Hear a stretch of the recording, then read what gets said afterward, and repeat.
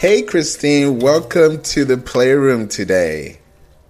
Hey, I'm excited to be here. Thanks for having me, Favor. You're welcome anytime, and big shout out to Clubhouse because, that's where we met and we've been able to build a strong, I don't even know where it's going to, but. Wow, it's so cool. Like, I have really enjoyed being able to meet people like you and actually do something about it, and build relationships, which I think a lot of people miss when it comes to social media platforms. So Exactly, that's true. I would love people to know more about you and what you do because this is an exciting time we're in. Things are looking good, and I know there's a lot of information you can give us today. Yeah, absolutely. So thank you again for having me. My name is Christine, and I actually I got into this social media world because I started blogging back in 2012. And my blog is called Moms in Charge, no I. And my blog actually started as something to help empower other moms. One, to feel good without feeling guilty, and two, to help them understand that they can go after their goals and dreams in addition to being a great mom. And so in starting that blog, it was actually something I needed for myself as well, because I had left my corporate job the year prior, was home with 3 kids, a newly stay-at-home mom with 3 kids under 3, and was trying to figure out what was next. And one of the ways that I kind of, connected with other moms and kind of got out of the everyday of being at home was in Facebook groups. So I would get in these Facebook groups and hear other moms talk about all of these goals that they had and, how they had to wait for their kids to start school or to finish school or to get, move, whatever the case may be. But it was, the common denominator was they felt like they had to wait to take action on their goals until their kids, were out of the house. And so my blog started as, a resource for them to empower them to say, hey, you can do both. Like, you can be a great mom and you can go after your goals and dreams. So that's how I started getting into, blogging and just being able to market my blog and get more than just my mom and my sisters to read it.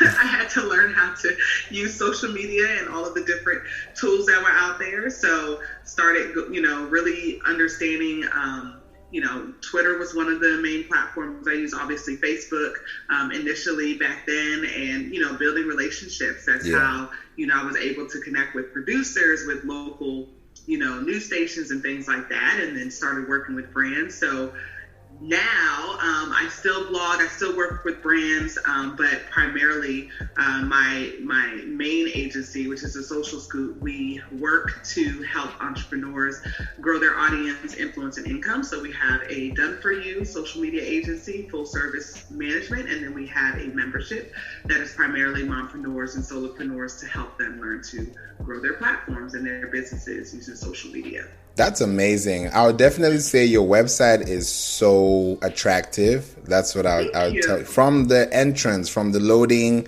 all the way to the graphics. We just launched it on my birthday, so. Okay. And yes, also, speaking of birthdays, happy birthday to your hubby, too. Oh, well, thank you so much.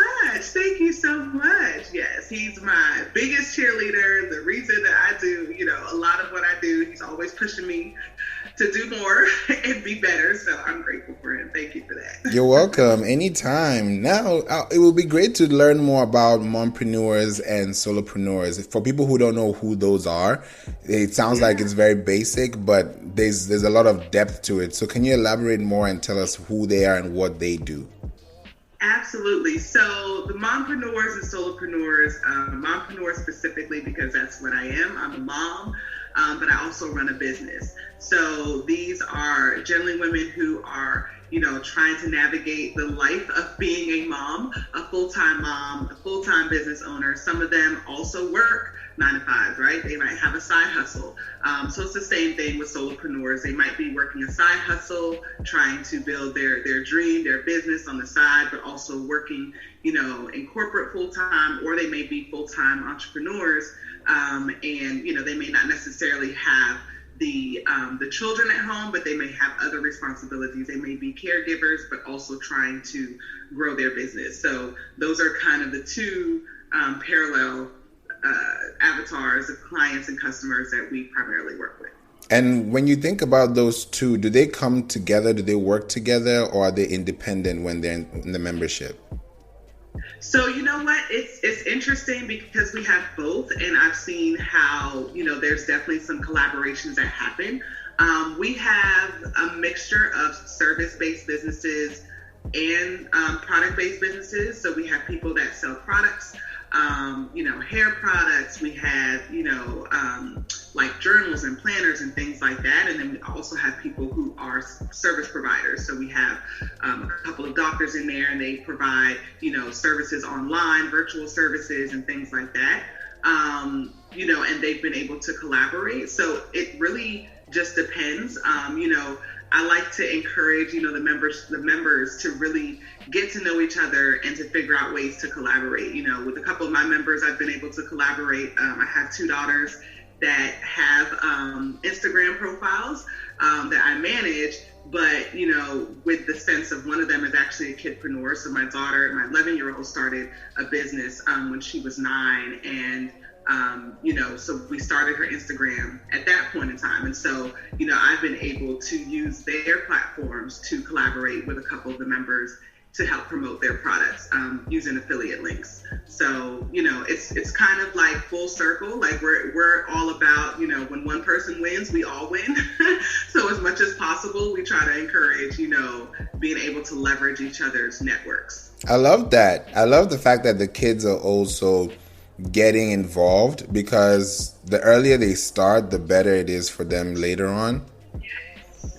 Yeah. I wish I knew half of what my kids do, or that I even had their level of confidence, like at their age. My youngest is a gymnast. And then the girls, they're 9 and 11. I have a 13-year-old son as well. He's more like my husband, likes to be behind the scenes. But my girls, also have a YouTube channel that they started. My 11-year-old is one that actually started out doing all of the editing, video editing.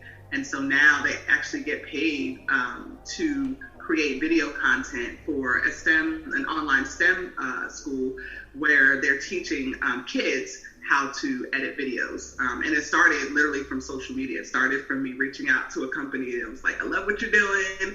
This is, I'm a homeschool mom as well. So I reached out to them. I said, hey, we'd love to use your program. We did a small campaign with them. And then lo and behold, they were looking for instructors. And my girls were already doing video editing. So now they're able to actually get paid to teach other kids how to create videos and edit them. Wow, that's so inspirational. I feel like every mom should think about their kid and say, what do you do? Like, what can you do today? Yeah. Honestly, it's giving them the tools. Like when I think about all of the things that I struggled with as an adult, like getting over my fear of public speaking and just, speaking up for myself. Like these are life, lessons and life values and life things that we need to learn. And so, I was like, I don't want my kids to be like me, when I want them to be able to get up and speak in front of anybody, I want them to be able to own who they are, love who they are. That's a big part of my Moms in Charge brand is self-care, because I had to learn that as, a mom with three young kids. Like I lost my identity to motherhood, became everything that I did. And so I had to learn how to get those things back. And so, I teach my kids, like, you need to love yourself. My husband and I, like, you need to love yourself first before anybody else, and learn how to take care of yourself and speak up for yourself. And then, everybody else comes after that. And I think that, with that and just building up their self-confidence as kids is just, I see in them now, like how confident they are in front of the camera, or, somebody asks them a question and they can get up and, speak, so these are the things that I'm just like, if you can get these, things now when you're young and be confident in that, like nobody's going to walk over you. Like, exactly. So would you say, like, as they're growing older and getting more mature and being more independent, are they going to venture into the whole 9 to 5 lifestyle, or would they be so engraved in their business that they're now thinking about partnerships and investments? It's funny that you say that. I mean, definitely no knock to the 9 to 5. But I know, I think exposure is everything, right? And so, like my son, he's 13. He's interested in engineering. He's not really sure where. So he's been trying out different areas, whether it's, coding or music engineering. So, with him, not really sure. He could still do his own thing. My girls have been, even now, they are, they're kind of mini franchisee owners of another brand called Gabby Bows, and so they actually sell Gabby Bows products. We just got them into a local beauty supply store recently, so they sell to this beauty supply store, and so I think for them, there's the world is their oyster. They know, how to make money. They know that, okay, if I make this, I can, so it's always pushing them to figure out what they want to do. That's really what we are trying to get them to know. You don't have to wait for somebody to give you something. You can go out and create your own opportunities. And that's really, what we try to instill in the kids. If they decide, okay, I want to go and work in corporate, they can, but then they're also able to go out and make their own money and do what they want. Yeah, and I think that's the level of independence that kids today should learn, because it's not about, hey, mommy, I need $20 for ice cream. It's how can I make this $20 and then save those $20 for the next $20 that's coming, And to your point, that's one of the things we always, we're big on mindset. My husband does a whole mindset lecture with them every day. And anytime they ask for something, they know they're going to get the answer of figure out how you can get it done.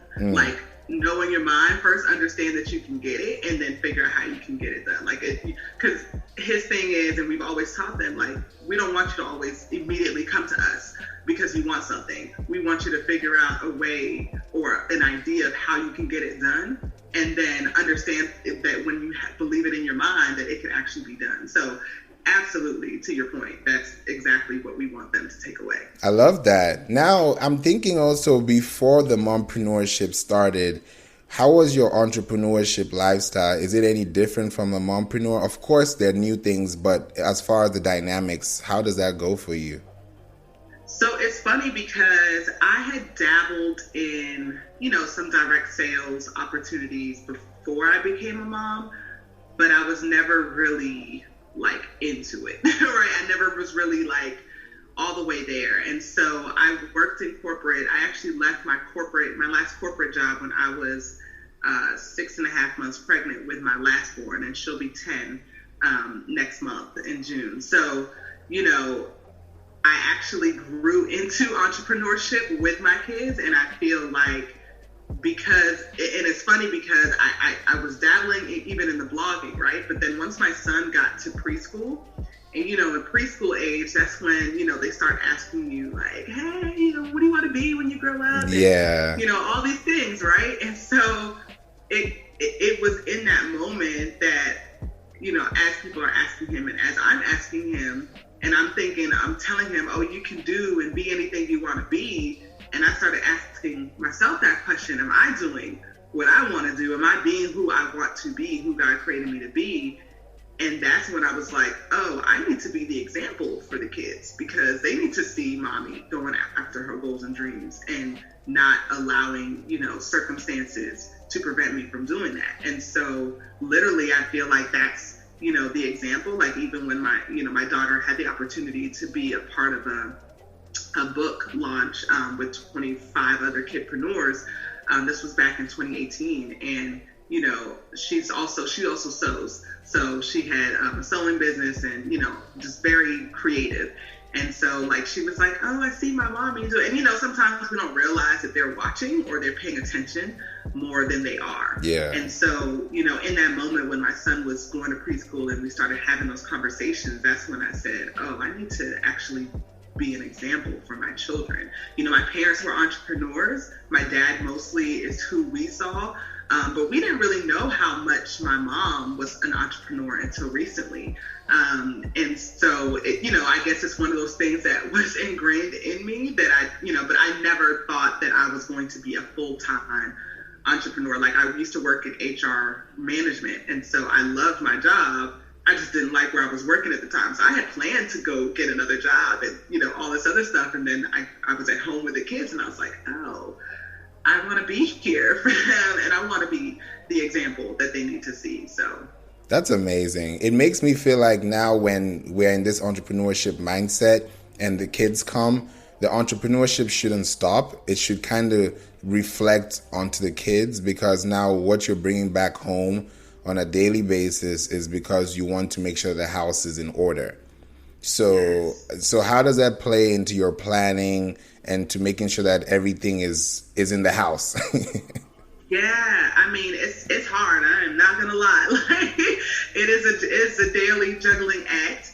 I think having a village, which I talk about all the time. I was fortunate enough to be able to write an article in Essence magazine a couple of years ago, and it was all about how, as moms, like, even if we feel we don't have a village, we need to go out and create our own villages. Like, we were not meant to do this alone, especially as an entrepreneur. So, thankfully, I do have a very strong support system with my husband, and, I have a big family. And so, the support has definitely been there. Sometimes, even when you have support, you don't always ask for it, ask for what you need.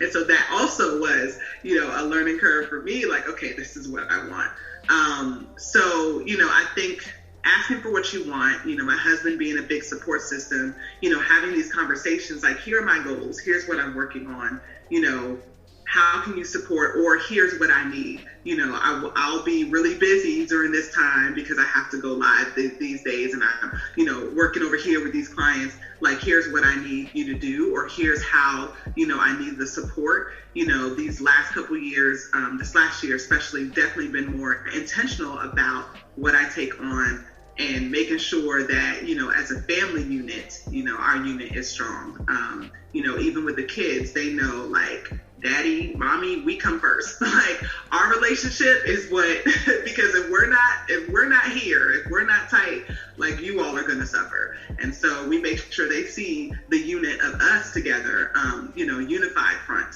at all times, and then it's like, okay, we can pour into you. But we need to make sure that we have, us together. And so, for us, it's really been about the support.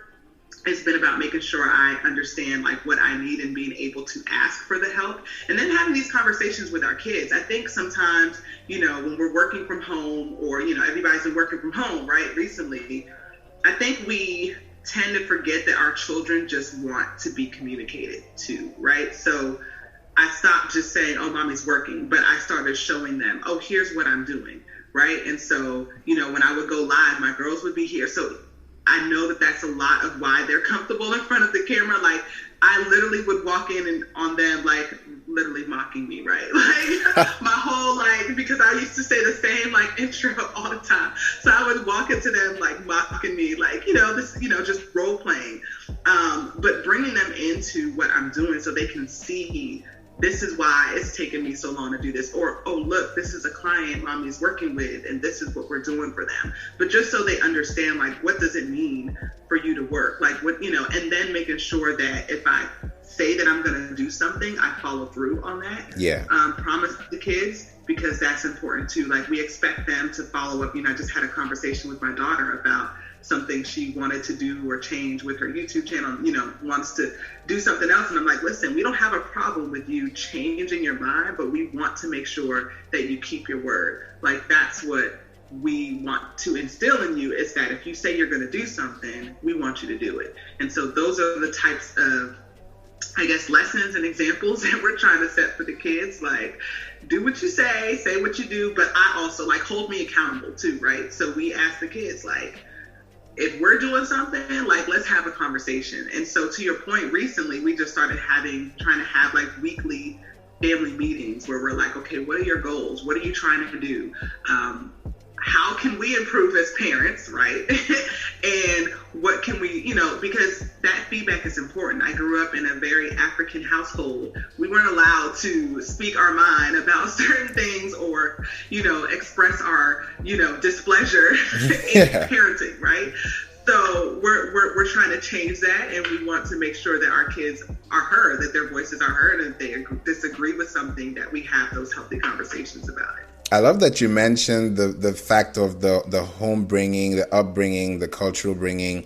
And I also grew up in an African home too. And I know how it can be very stern, very strict, it's that installation of not fear, but of respect that gives you that confidence to be the person that you want to be and to show to your kids. But now when we see that social media is literally open-ended, you can search for anything today and get it. So how do you give that parental guidance, even though they're still in that entrepreneurial mindset, with them not even getting into those deep rabbit holes or those black holes that are, we talk about them every day, cyberbullying, child, trafficking, all those things that we don't want to see our kids go through. How do you monetize and still stay within that guideline? Yeah, absolutely. That's a great question. So I will say that my kids don't have access to social media. So like my girls' Instagram accounts, I manage their accounts. I have them like, hey, what do you want to say about this post? And, for my 11-year-old, absolutely, she creates like the content, like send me your caption and I'll post it. And then, if they have comments, I'll give them my phone. Hey, you have some comments to respond to, and I'll allow them to respond to those comments. But we had to have a serious talk even last year because,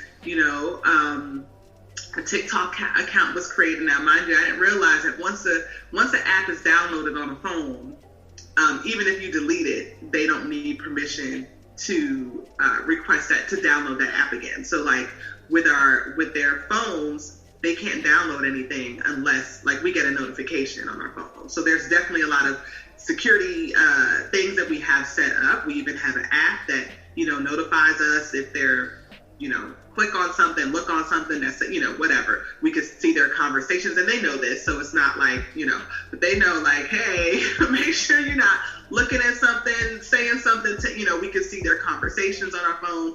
But anyways, we had an issue with, my 11-year-old because I had initially, there was a point where I had downloaded TikTok on their phone because, again, they're influencers in a sense, and so we were having to create some content, and so I had to download it on her phone, but then I deleted it. And so we've had these conversations like, this is why you can't be on these social media platforms. Like, I know all your friends are on it, and it's it seems like it's innocent, but there's a lot that's not right. And so she was creating an account that we ended up finding because I don't think she realized, like, no, I know, like, how to use these things, right? I could see, like, notifications, and I'm like, I didn't create this.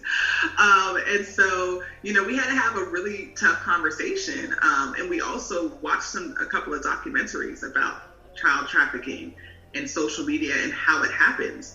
And having those really serious, deep conversations, because it's like, listen, I know you think that we're just being difficult and hard and we don't know what we're talking about and we're old and all these other things, because we were your ages once. I was like, but this is why it's important. This is why we don't want you having your own accounts, because you're too young to understand the dynamics of what happens, the dynamics that just because someone looks a certain way or tells you that they're this age and their profile picture looks like they're a kid, that they're a grown adult behind that image. And so it's having these difficult, sucky conversations that we have to have every now and again to remind them, like, hey, you need to be responsible. And so because she did that, like, she knows she lost her phone for 3 months. Wow. So it's literally like, it's the everyday, like, struggling, juggling act, but just checking in with them because, we understand that their friends may have access to stuff that we don't allow them to have access to. And so it's like, if you want to do this, if you want to be on TikTok, like, come to me. I have it on my phone. I'll help, we'll create it together. I'll check it before you post, and then we can post, So yeah, it's ongoing. It's, this world of social media is amazing, and it has created some amazing relationships. Like, we're having this conversation because of social media, but raising kids in this age is, it's a whole nother thing. It's scary, but I think having these conversations regularly, and showing them, sometimes we as parents try to shield them a little bit too much, and then they go out and now they're curious and they try to find these answers on their own. And for us, it's like, no, we want to show you because we don't want you trying to explore and figure things out on your own and then, get hurt some kind of way. Yeah, definitely. And I think also when the teenagers start getting more into the young adult stage, there's some things they're going to be asking you that they see that you may be uncomfortable answering, just based on gender or based on whatever they've seen or what the hypothesis is. And you as a parent, of course, being through that phase and seeing exactly what it feels like at their age, how do you make sure that they're still knowledgeable without being explicitly comprehensive on the matter? Because sometimes you don't want to say everything, but you want to also kind of keep it within the guidelines so they don't get too curious, Right. Yeah, I think one, you have to understand, it's a lot of it is also personality. So, like, my youngest is very much like me. She's very sensitive. So we know that there's conversations that we're going to wait a little bit longer to have with her, or we might give her a little bit of information versus the other two that can handle more than what she can. And so I think a lot of it is personality, a lot of it is age-based as well. And so it's hard. It's definitely hard to decide, okay, what are we going to do? And sometimes, we might have those conversations, and sometimes it's, okay, I'm going to look on OutSchool, right, and see what kind of classes they have around this that's age appropriate, and that they're also with their peers, right? Because sometimes it's easier for them to, to grasp a concept or a conversation that's easier for them. Sex is everywhere, so we can't avoid it, right? And so as a parent, I understand that if we're not having these conversations with them, somebody else is, or they're finding it out on something else, or there's access everywhere now. Yeah. So even if, we have parameters set up and this and that, like, it's everywhere. So what we've had to understand is that it may make us uncomfortable, but I'd rather them hear it from us. And I'd rather open those doors of communication to say, if you have more questions, let's talk about it. For example, we have preteens. We have, there's puberty going on in this household. Like, it's a whole lot going on. Yeah. Like 9/11 and 13. So it's like, okay, we got to have these conversations. Here's what can happen. And even though I'm having these conversations, for example, with my daughters, I was like, you know what? I want them to see other girls their ages who are going through these things. So I found a class on OutSchool that was girls, puberty for girls. And it was for ages 9 to 11. And so it allowed them to get the information, even though I was having that conversation, but it helped them to see other girls their age, having these same, not only conversations, but they were asking questions that I'm sure my daughters were just like kind of nervous to ask. But then it was like, oh, okay, like everybody's going through this. This is what, to expect. And it made it, a little bit easier. So for me, I'm like, okay, how can I continue these conversations, and find resources that will make them more comfortable coming to us to ask questions. I love that. It shows the transparency on how you want to give them that information without them being scared to ask.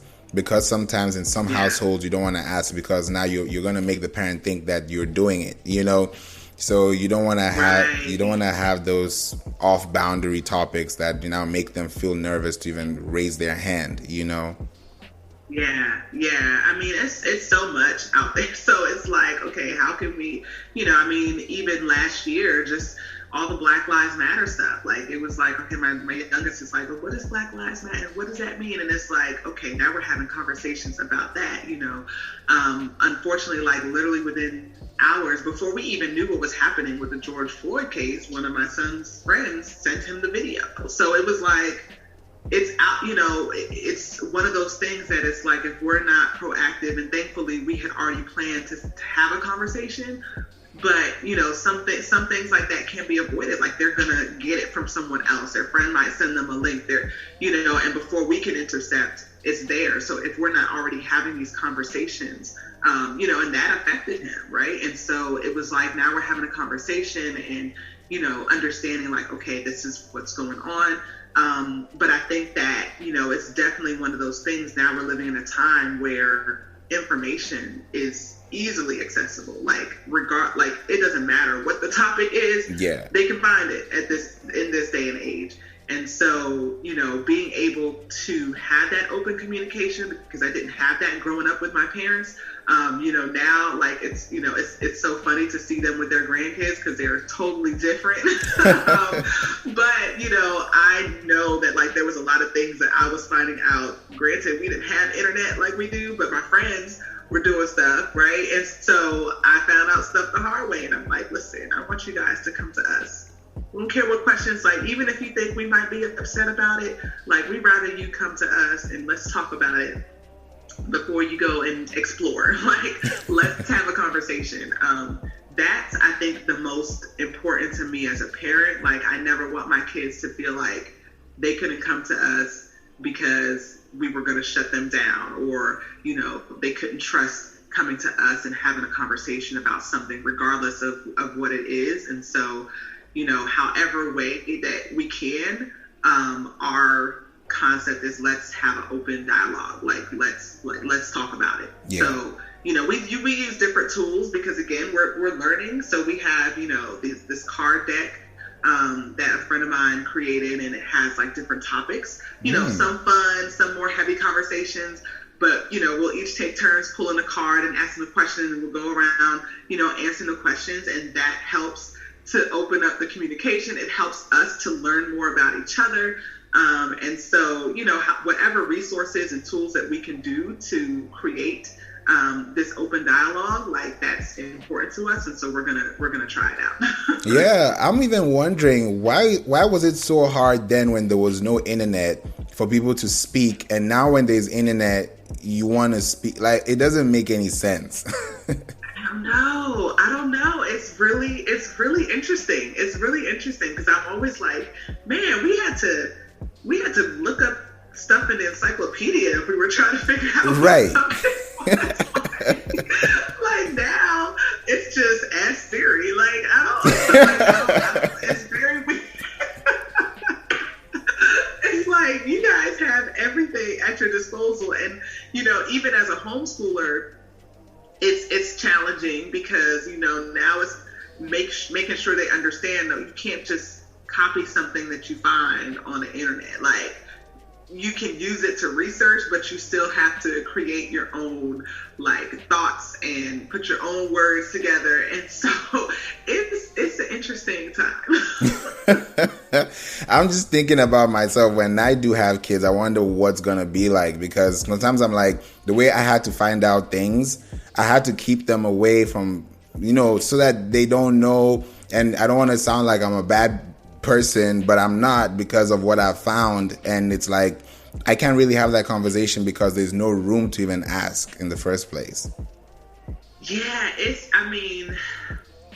I'll tell you, like, we just go day by day because we never know what might happen, what they may, we had like instances with, kind of sort of bullying, but just differences of opinions, like, my daughter and her friends, and, with text. And so we always tell them, listen, you don't have to be friends with people. Yeah. Like, just because your mom and your dad is friends with someone doesn't mean that you need to be friends with their kids. If someone is not treating you right, you need to stand up for yourself and be okay with letting that relationship go. And so she has, I've overheard a couple of her conversations. She said, what, I think we need to take a break from each other. Like, we just need to not talk because we keep arguing. And I'm like, exactly, just do that, So And also be, making sure they understand, like, you need to watch your words. You need to watch the words that you use, and you need to watch how you make people feel. Yeah. Because if you don't like it, and if it's not something you would like, then you don't want to do that to somebody else. And so it's very interesting because the kids these days, it's all like text. Like, they might get on the phone, but they're playing, their Roblox, or, so it's all like text conversations and, just trying to get them to use their words wisely and making sure that they understand how to communicate, and making sure they understand that sometimes the way they say things in text, it's going to come across harsher than what you mean it to. Yeah. Because I'll read something, I was like, ooh, you see that? And it's like, oh, well, I meant this. I was like, well, that's not what it looks like, girl. Like, right. that's not what that looks like. Exactly. I'd be in my feelings if I was her. Right. I think it's a balance between the two, and it really shows that you care, and it also gives them the ability to have confidence, because when they do have kids, they're going to go through the same thing. So it's kind of like what we're putting in today. Yeah, and we tell them, I'm like, listen, like, one of mommy's best friends from 6th grade, we started out as enemies. Like, we couldn't stand each other. We were like literally about to fight each other. And I'm like, but now, like, we're best friends. But it's like, you may not get along with her kids, and that's fine. Like, right. Maybe down the road y'all can get along. I don't know, but things change. Mm-hmm. But you don't have to be in any relationship where anybody is making you feel bad about yourself, or you just are not happy. You're always spending more time arguing than you are, having fun. Like, y'all are kids. What? This can't be that serious. Right. Exactly. And even thinking about with kids, and now let's say when the kids are gone, and it's just now you having good time, spending quality time with your significant other. When you think about the time you spend and the time you spend on social media, how does that affect the relationship in terms of the dynamics? It's funny. Like, my husband, like I said, he's very much behind the scenes. He does not like to be front and center for anything.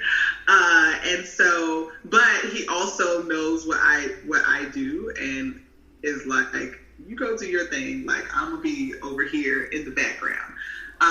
So when we're together, when we have our time, like, we try to leave the phones, even when we're doing our family meetings, we're playing these card games and things like that. It's like, okay, we're gonna put our phones over here. With social media being literally my business, it does get hard to juggle those things, but I try to think and set the example for my kids, because I'm like, I don't want them in. But you said, I'm like, sometimes I had to be like, okay, but you like this food that you're eating, right? You like that. But again, going back to making sure they understand the why, right? So, for example, as a blogger, I've had the opportunity to, be invited to a couple of invite-only, conferences and opportunities where the family got to come. So they've been to Disney World, I don't even know how many times now, because of the blog, right? But I had to kind of bring them in and explain to them, I'm like, okay, so you like these free things that we get at the house? Like, you like going on these trips? Like, this is why we're able to do it, because mommy is over here writing these articles, and mommy is over here. So when it's time to take these pictures, like, y'all want to take these pictures, like, because, and not that they, usually they were fine with it, but it was like, I need you guys to understand, the result of what happens because of what mommy is doing, right? Yeah. And so when they started to understand that, it was like, okay, let's, there was no ifs, ands, or buts about it. Like, they've been able to do a lot of their traveling, because of the blog. And so I think it's more so like, let me explain to you what we're doing and why we're doing it. And then, making sure that they understand the why behind it. So we try to definitely compartmentalize, like, we don't get a whole lot of just alone time together. So as far as me and my husband, like, when we are, it's like, okay, what we want to do, we're both homebodies. So usually it's like, okay, we're going to watch a movie. Like, okay, kids, y'all fend for yourself. We're over here. Yeah. But, it's definitely a juggling act. I think it helps that, my husband is like, whatever, I know that this is what you do and I'm just going to stay out of it. But he definitely understands it and appreciates it. So I'm grateful for that. And, usually I'd be like, okay, I'm sorry, I have to take care of X, Y, and Z. As soon as I do this, then, and I think for me, it's been about making sure I set those expectations up front. Yeah. Birthdays are important to me. So I made sure I didn't have anything on my calendar yesterday, other than having to take my daughter to gymnastics in the evening. But I was like, I can't set no meetings. I can't do, and it's the same with the kids. It's like, birthdays are important. Like, I'm going to make sure that I'm around for these important things. Or if I say I'm going to take you somewhere or do something, like, I need to make sure that it's on my calendar and I plan it out so that you feel that that you're important, right? And so it's those things that having to learn that, because I don't want them to always feel like, oh, the work is important. No, it's important, but let's schedule this time. Like, you need me to take you to the store, we're going to have to schedule it, on this day, and so they're starting, now that they're getting older, they're starting to learn, like, okay, we can't just do stuff last minute, like all the time, It's like, let's plan this. What do you need? And then let's plan for it, put it on the calendar, and then we can get it done. Okay. What about Clubhouse in terms of activity? Because I saw on my phone recently that I spent about 42 hours thereabout in 10 days on Clubhouse, which I didn't know. And I was like, this is getting a little out of hand, but it's working because, this is what's happening as a result. But when you think about it now, in that state of mind where you are with everything going on that has to still stay under the house and still in order, how does Clubhouse play? Does it interfere? Do you have to spend time? Do you have to schedule it? What's the dynamic? Oh, yeah, it definitely has to be scheduled. Like, so it's funny because I joined Clubhouse and then I'd be on it, and then I realized, like, I was spending a lot of time on it, and I was like, oh, I can't do this because it'll get me sucked in. So then I turned off my notifications, and I was like, I'm only going to come on the app when I know I have this block of time to devote to it. And so my whole process now, because I know that it can be a time sucker, especially when because there's so many great conversations and people on there. So I have to schedule it in. Or if I see that I have a free block of time, then I'll put my alarm on my phone, and it's like, okay, when it goes off, like, you got to get off. Like, it literally is that serious, because I know that I'll get sucked in. So I do schedule either times to just go in and listen and support, or just, be on there, or to see other conversations and engage, because I know that it's important, and it has been, great for business as well. But I can't, I was like, oh my gosh, I can't be on here for 8 hours a day. Like, I can't do it. Like, it would be a hot mess. So I wouldn't be able to get anything done. So, again, between just trying to be there, for the kids, and it can be a lot. So I try as much as possible. I put it on my calendar. Like, people know, like, if it's not on my calendar, it's not getting done. And then when it comes to Clubhouse, I know that if I click on that app, I need to have dedicated time on my calendar. Otherwise, like, the rest of my day is shot, and then I don't get anything done. That's true. I definitely agree on that, because there was a time I went on a hiatus on Clubhouse and I didn't show up, and somebody, you too? Because it's too much. At some point, I was like, man, this is draining my battery. This is draining my life. And when you join the app, it's like, it's not, you don't know what you're going to expect either, because someone can DM you and you never know what that conversation could lead to. But at the same time, if you're not there, you never know what could have happened. No, that's the thing, because they have this whole fear of missing out, because there's no recordings, there's no replays. Like, you miss it. Like, I will say the one room that I do outside of the one that we connect with and network with, the social media room, but Eric Thomas has a Monday morning 6 a.m. room every week, and so I'm usually on that one. That's the only one that I like literally I will schedule, because I'm like, okay, it's this time. You know, he's definitely one of my, you know, biggest like motivators and inspirations, like just watching his story and his journey over the years. So I'm like, okay, I'm gonna go in this room because I know I'm gonna get my Monday, my week off to a good start. You know, and then from there, like, because it's so early in the morning, I might say, okay, I can spend another 30 minutes after this or 45 minutes after this and see, you know, what other rooms are happening. But again, I literally have to schedule that time for that to be done. I definitely understand. Yeah, I definitely understand what's going on. And even looking at your clients and the social scoop, do you see those two coming together when you think about interacting with clients and making sure that their brands as a personal brand is seen? Does that have any effect on, you know, showing them the way? You mean for like Clubhouse or just apps in general? Or yeah, for Clubhouse in particular, like because some people are having their clients join the app as a brand because they have something to talk about. You know, they're special guests, they're features. Like we had the honor of having Dr. Fauci yesterday. He was on one of the rooms talking about everything that's going on. So these are like very random rooms. Like you said, you miss it, that's it. No. Yeah. Yeah. I know, it's crazy. Yeah, I do. I have definitely, for the clients that I feel like, okay, you should definitely be on here, I definitely have mentioned it and try to, you know, encourage it. But of course, because it's such a personal space, I can't show up as my client, right? Like, they have to, you know, be able to make the time, like to plan it in, you know, in the overall strategy. So for a couple of them, like, we're definitely talking about how we can do that. You know, but for some, like, especially for our done for you clients, they come to us because they're overwhelmed and they don't have time to plan out and do all this content.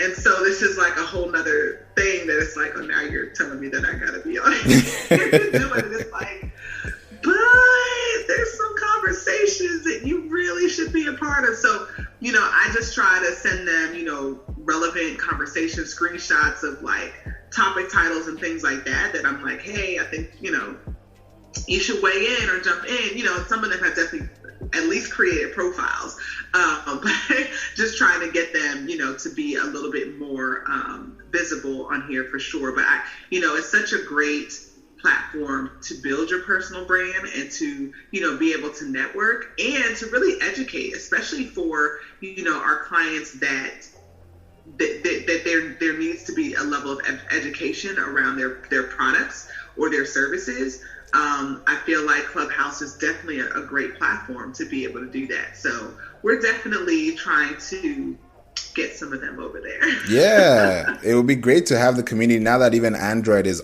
available, you know. I know, yeah. I shared that in my group the other day. I'm like, all y'all Android people that have been complaining about not being able to have access, here you go. Exactly. This has been amazing. I've really learned a lot. And I hope the audience is also going to pay attention and take notes. Now, there's one more thing I want to ask you before we go. Pinterest. Because as a mompreneur, I know Pinterest is big for moms. Has that ever been something that has occurred to you as a business model, or how is it going for you so far? Oh, Pinterest is everything. I can't say enough good things about Pinterest. The thing about Pinterest is, like YouTube, it's not necessarily a social media platform. It is a search engine platform. So, and the reason why it's so great is that your content lives on for months and months and months versus, you know, a tweet that has like a 10 minute lifespan, you know, an Instagram post that might, you know, have a couple of day lifespan, a Facebook post that might be, you know, a little bit longer.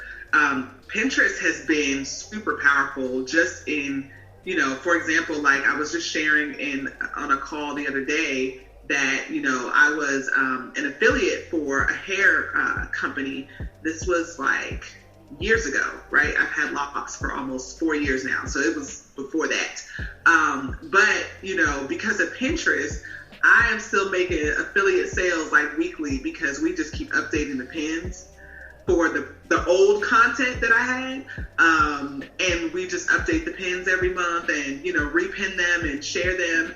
And literally people are still using that. I feel like, so, from a business perspective, like it's for sure, it drives most of my, website traffic because again, I can put articles on there and, even if you just update the pins, but you're pinning regularly, people will definitely find it. We have clients that we run Pinterest accounts for, and they have seen a growth in their website traffic and product sales because we're able to, pull that. One of them, we just were able to get verified. So that means that we're now able to create shoppable pins for their products. And so we're excited to see like how that is going to elevate the brand as well. But Pinterest is super, super powerful. So it's definitely an opportunity to really be able to expand your reach because people are on there like moms. I was literally just telling my daughter, I was like, we're gonna have to go on Pinterest. She has Spirit Week coming up for her gymnastics states meet coming up. And so it's like every day they gotta come dressed as something else. And I'm like, listen, mommy is not that crafty. But I know I can find something on Pinterest, and we're gonna figure out how to do this together. So from a business perspective, especially if you have if you're a blogger, influencer, you're creating content, and you need that content to be seen, Pinterest is so, so powerful. And I think not enough people, really leverage it the way that they should. Exactly. That's what I've been preaching about for a long time, just Pinterest marketing and how people can get on there. But I think people don't see the value until it happens to them. And sometimes it's too late. So it's all good. Yep, exactly. Listen to him, y'all. Listen to him. He's speaking the truth. Thank you so much, Christine. I appreciate it. If there's any way someone can reach out to you, what's the best possible way to start working with you? Absolutely. Well, first of all, thank you again for having me. Thank you for responding to my DMs after Clubhouse and seeing how we can definitely connect. So I appreciate the opportunity to be on your platform. But yes, if you want to connect with me or figure out how you can work with me, you can visit my website at socialscoopmedia.com. And if you enter your name and email at the bottom, we actually have a free guide, and it's a how to create consistent content guide. And so, you can download that. I also have a free Facebook group. It's called The Social Scoop with Christine St.Vil. And so we share bonus trainings in there, tips, tricks, interviews with other experts like yourself. So I definitely can't wait to have you come in and do a training in my group. Thank you. I appreciate that. Most definitely. The Social Scoop will definitely be scooped. Definitely. Yeah. Awesome. Thank you so much, Christine, and I appreciate it. You are so welcome. Thank you so much again for having me. You're welcome. Until next time. Take care. Take care.